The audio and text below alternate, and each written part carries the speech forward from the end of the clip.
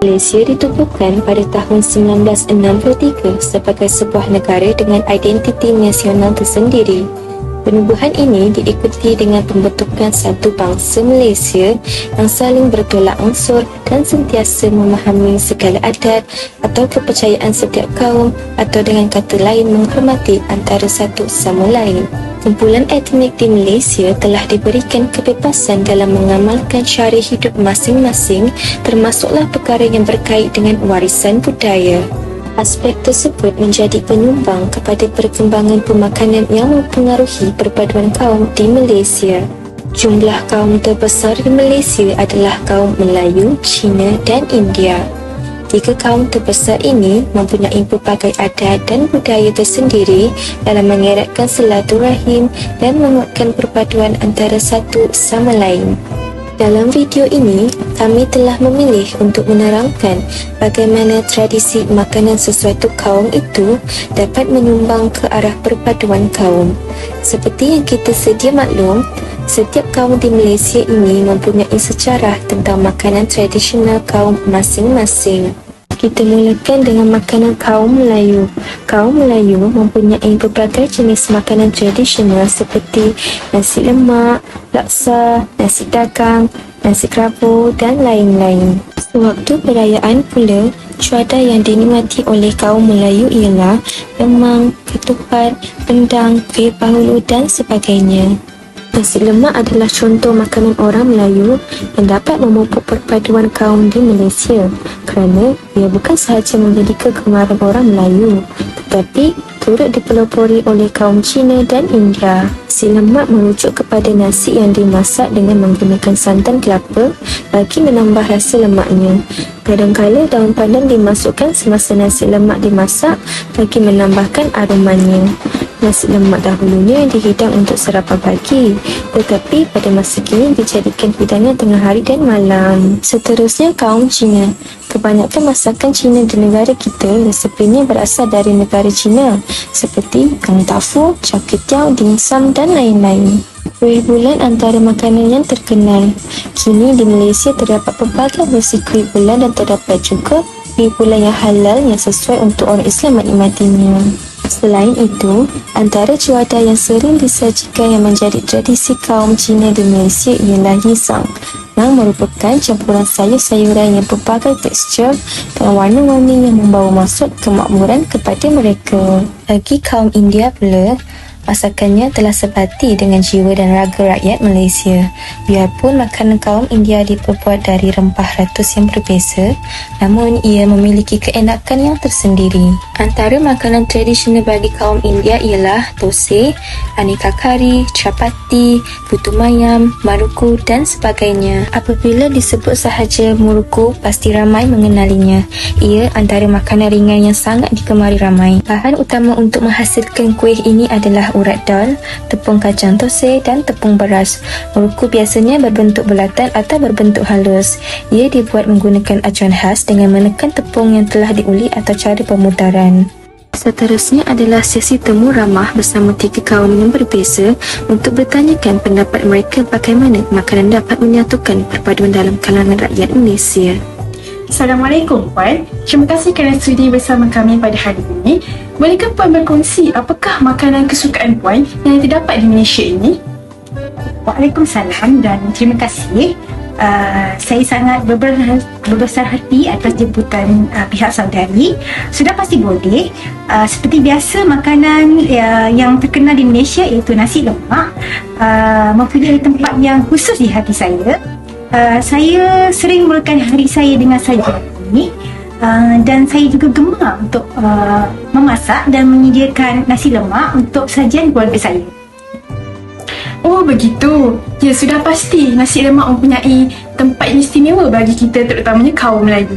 Selain itu, adakah makanan lain yang Puan suka untuk makan? Selain nasi lemak, saya juga gemar memakan puntiau. Sajian ringkas yang lazat ini juga terkenal di kalangan rakyat Malaysia kerana ia amat mudah disediakan, terutamanya untuk pekerja yang sibuk seperti saya. Dan puntiau ini juga adalah sajian yang ringan dan cukup mengenyangkan. Oh begitu. Betul lah, tepat terdapat sekali dua makanan ini amat terkenal dalam kalangan rakyat Malaysia. Jadi soalan seterusnya, bolehkah Puan berikan pendapat bahawa adakah makanan ini dapat menyatukan perpaduan dalam kalangan rakyat Malaysia? Dan jika iya, bagaimanakah ini dapat dilakukan? Pada pendapat saya, ya, makanan dapat menyatukan perpaduan dalam kalangan rakyat Malaysia. Banyak faktor yang dapat dilihat menyokong pernyataan ini. Secara ringkasnya, saya dapat katakan semua kaum dan etnik mempunyai keunikan juada masing-masing. Namun, kita dapat lihat pada masa kini, semua orang berbilang kaum dan bangsa menikmati makanan walaupun bukan daripada kaum mereka sendiri. Seperti saya sendiri, walaupun kuih tiaw diasaskan oleh kaum Cina, dia tidak menghalang saya untuk menikmati dan juga menyukai sajian tersebut. Ramai juga yang saya lihat membuat kuih tiaw sudah terdiri daripada bangsa-bangsa lain seperti bahasa Melayu dan juga bahasa India. Ini menunjukkan bahawa makanan dapat membuang perasaan rasism di kalangan kaum yang berbeza. Betul tu. Baiklah, itu sahaja. Terima kasih atas perkongsian sebentar tadi. Terima kasih juga kerana sudi menjawab pertanyaan yang diberikan. Baiklah, itu sahaja daripada saya. Terima kasih. Assalamualaikum dan selamat sejahtera. Memandangkan di Malaysia masih berlakunya penularan wabak COVID-19, jadi saya memilih untuk melaksanakan temu bahas secara atas talian. Bersama saya, Cik Tezi dari Kuala Lumpur. Baiklah Cik, bolehkah Cik berkongsi apakah makanan tradisi kegemaran Cik yang terdapat di Malaysia? Saya sendiri suka makan roti canai dan nasi lemak. Baiklah, terima kasih Cik. Beralih kepada soalan seterusnya. Pada pendapat Cik, bagaimanakah makanan tradisi menunjukkan semangat cinta akan negara? Dipersilakan. Pada pendapat saya, makanan-makanan yang boleh menyatukan perpaduan adalah seperti roti canai, nasi lemak dan kuih-kuih Cina. Saya ada banyak kawan Melayu yang suka makan kuih-kuih Cina dan ibu saya akan cuba memasak nasi lemak bagi saya. Pada waktu itu, kami tahu apabila orang Melayu, mereka memasak, mereka suka letak kelapa. Jadi ini sebagai satu peluang bagi kami, orang Cina, untuk memahami bangsa-bangsa lain. Okay? Tak kira dari aspek makanan, dari aspek kehidupan dan lain-lain lagi. Baiklah, itu sahaja soalan daripada saya. Terima kasih Cik kerana sudi meluangkan masa bersama saya. Selamat sejahtera dan selamat petang Cik. Bolehkah Cik berkongsi pendapat ataupun sedikit tentang makanan tradisional di Malaysia? Hai, makanan tradisional adalah makanan olahan dan gabungan kaum-kaum di Malaysia ataupun makanan yang terkenal di sesuatu daerah ataupun negeri di Malaysia. Saya sebagai seorang India mewakili kaum India di Malaysia juga mempunyai pelbagai makanan tradisional yang asal-usulnya daripada negara India dan dipraktikkan oleh kaum India di negara Malaysia. Antaranya adalah makanan seperti tosi, vadi, idli dan banyak lagi. Walaupun makanan ini asal-usulnya daripada negara India, akan tetapi makanan ini diperkenalkan dalam Malaysia oleh kaum India dan kini ia menjadi kegemaran banyak kaum di Malaysia. Baiklah Cik, jadi soalan kedua pula, apakah makanan tempatan yang digemari oleh Cik? Makanan kegemaran saya adalah nasi lemak. Saya suka makan nasi lemak sejak kecil lagi.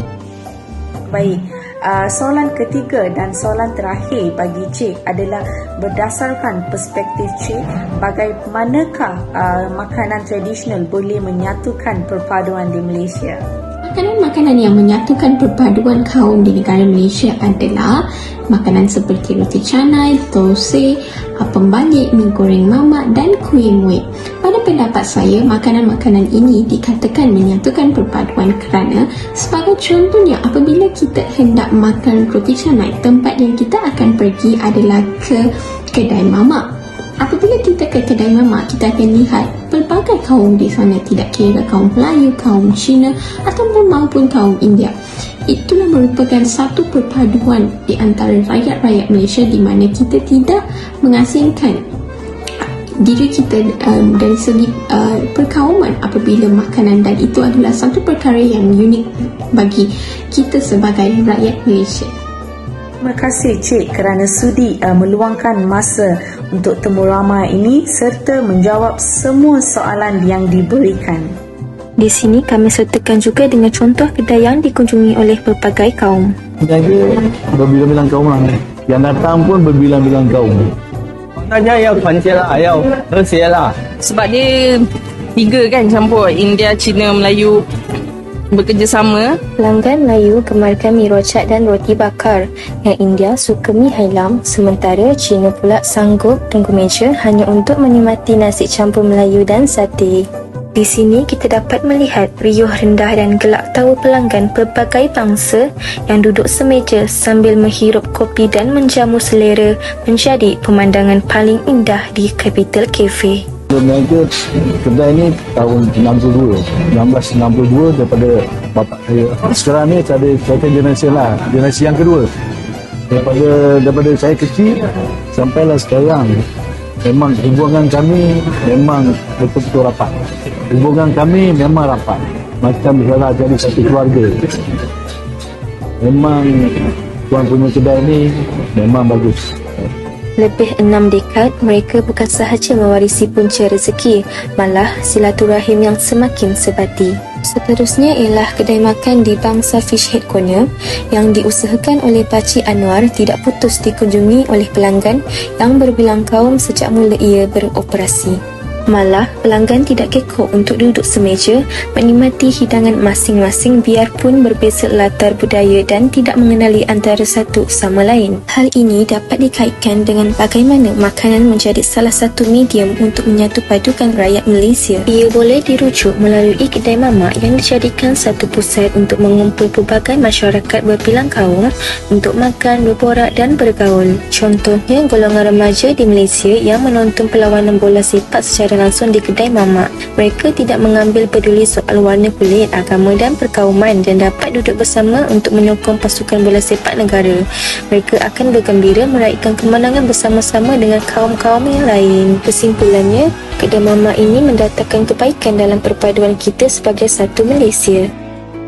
Rumusannya, semangat cintakan negara dapat disahirkan melalui makanan tradisi sesuatu kaum kerana ia dapat memangkin perpaduan kaum terhadap masyarakat majmuk di Malaysia. Pendedahan mengenai makanan-makanan dari pelbagai jenis kaum di Malaysia perlu dikaji dan dikemas supaya masyarakat di Malaysia mengetahui tentang makanan dan tidak melupakan makanan tradisi masyarakat yang ada di Malaysia. Kerajaan juga perlu memainkan peranan dengan membuat kempen dan festival makanan Malaysia yang dapat membantu masyarakat lebih mengenali makanan pelbagai kaum ini. Kesepaduan sosial yang terbina daripada aspek ini dapat membuktikan kepada dunia bahawa negara Malaysia boleh dijadikan sebagai sebuah negara contoh, iaitu walaupun masyarakatnya terdiri daripada pelbagai etnik, ras dan agama, namun masih dapat bersatu dan saling hormat menghormati.